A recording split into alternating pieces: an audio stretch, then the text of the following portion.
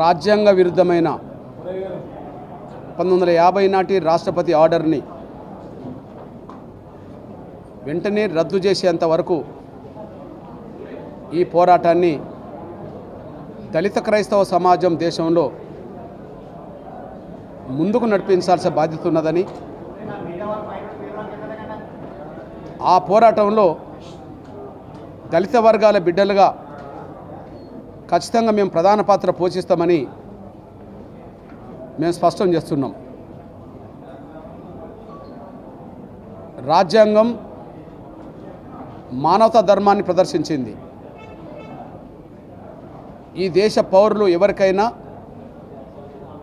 మత స్వేచ్ఛ ఉంది అని ఆర్టికల్ 25 చెప్పింది.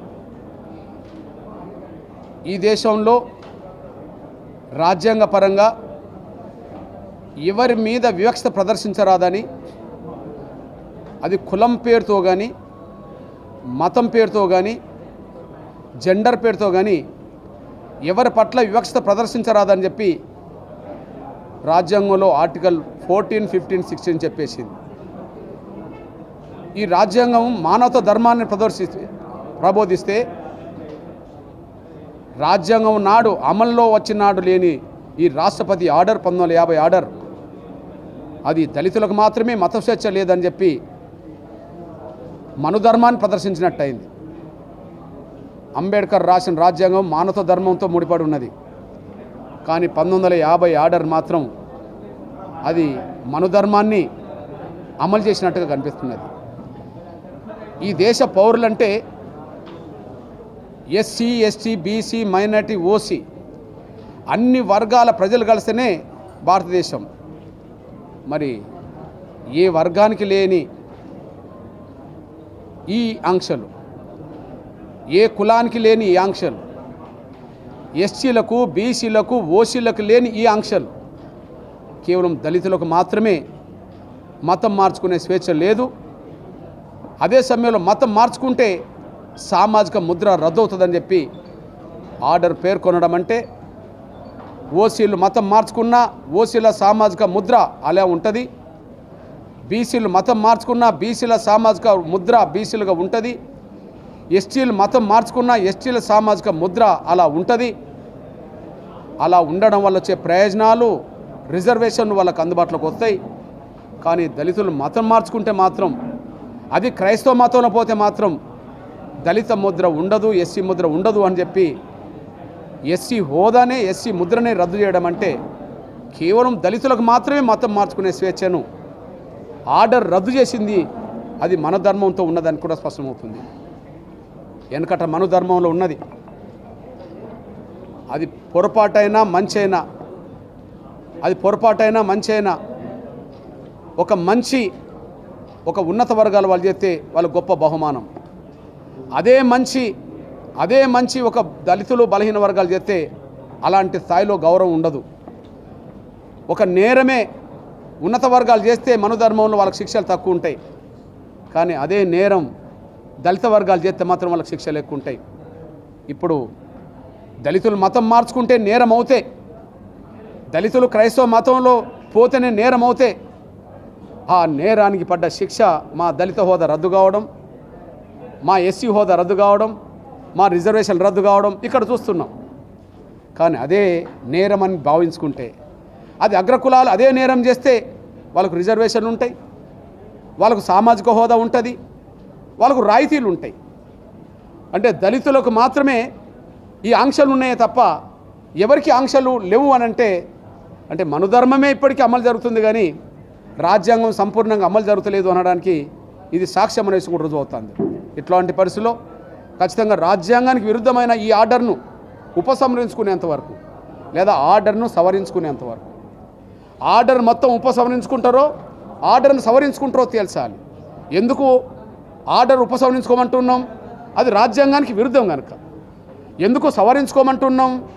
నిన్నటి వరకు 1950లో మొట్టమొదటి ఆర్డర్లో దళితులు, హిందువులుగా ఉంటేనే ఎస్సీ హోదా ఉంటుందని చెప్పారు.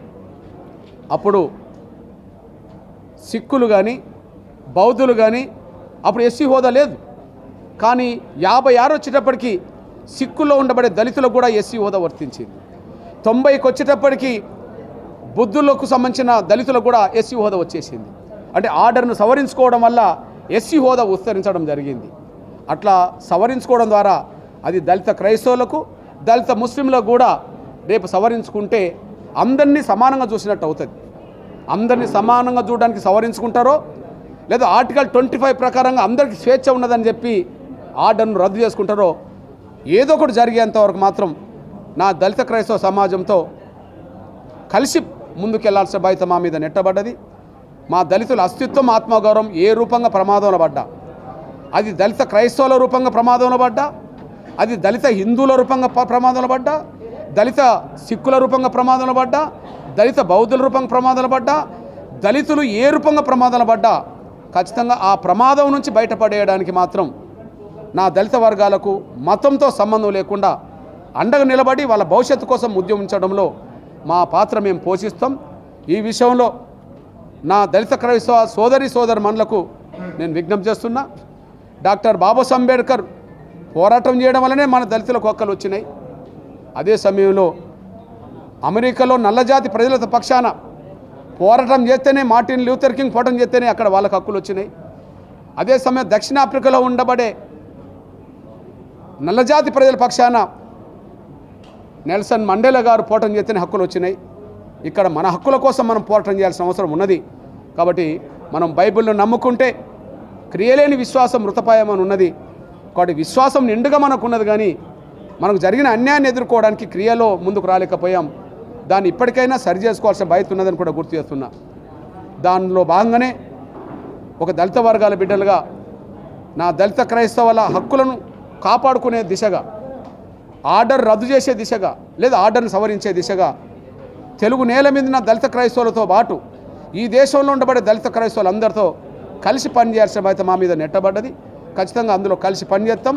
మా దళిత క్రైస్తవుల అస్తిత్వాన్ని ఆత్మగౌరవ హక్కుల్ని నిలబెట్టడానికి ఎవరు అడ్డుపడ్డా మా ప్రయత్నం మాత్రం కొనసాగిస్తాం. అంతిమంగా దళిత క్రైస్తవుల విజయాన్ని సాధించే దిశగా ముందుకు సాగుతామనే విషయం కూడా తెలియజేస్తాను. ముందు మాకు డాక్టర్ బాబాసాహెబ్ అంబేద్కర్ ఒక గొప్ప మార్గనిర్దేశం చేశాడు. ఆయన జీవించిన కాలంలో నువ్వు ఏ లక్ష్యం కోసం పోరాటం చేయాలన్నా ముందు బోధించడం, తర్వాత సమీకరించడం, అంతిమంగా ఉద్యమించడం. కాబట్టి ఇప్పుడు ఇక బోధనలోనే ఉన్నాం. ఇక సమీకరించే బాధ్యత ముందుకు వస్తుంది. ఆ తర్వాత పోరాట రూపాలు ముందుకు వస్తాయి. మద్దతు ఇచ్చేటోళ్ళు ఎవరు రోడ్డు మీదకి రాలేదు, కానీ వ్యతిరేకించేటోళ్ళు ఎవరు రోడ్డు మీదకి వస్తారు త్వరలోనే. ఆ వ్యతిరేకించిన వాళ్ళు ఎవరు రోడ్డు మీదకి వచ్చినా మా దళిత క్రైస్తవుల పక్షానే మేము యుద్ధం చేస్తాం. నేనంటానండి,